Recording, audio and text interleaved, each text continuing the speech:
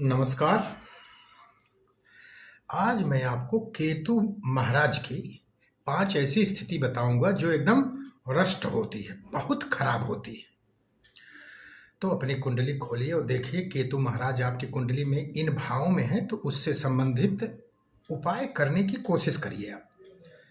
तो नहीं तो केतु महाराज जानते ही हैं, सब कुंडली में सबसे खतरनाक ग्रह अगर कोई है मेरे हिसाब से तो केतु है।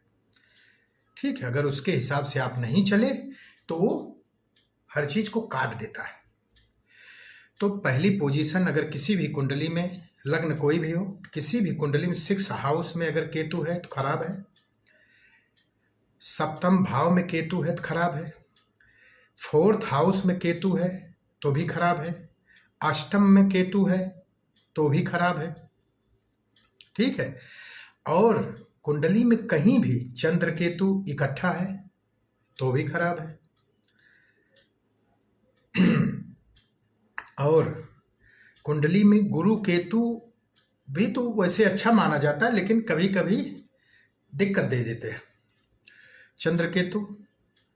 उसके बाद आप समझिए बुध केतु रहेगा तो आपकी पढ़ाई छूट जाएगी, ब्रेक लग जाता है पढ़ाई में।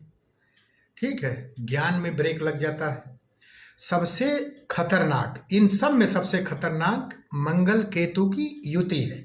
अगर मंगल केतु कहीं कुंडली में है तो समझिए कि बहुत ही खराब है ये। इनका उपचार अगर नहीं किया गया, सही उपचार, तो शादीशुदा जिंदगी खराब होती है, शारीरिक बीमारी होती है, खून से संबंधित बीमारी होती है।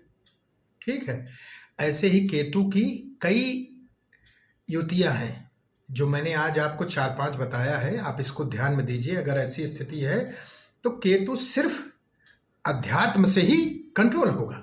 आप आध्यात्मिक बनिए, पूजा पाठ करिए, व्रत करिए, माला की जाप करिए, केतु 110% कंट्रोल होगा। आपकी लाइफ एकदम स्मूथ चलेगी, सरल चलेगी। नमस्कार।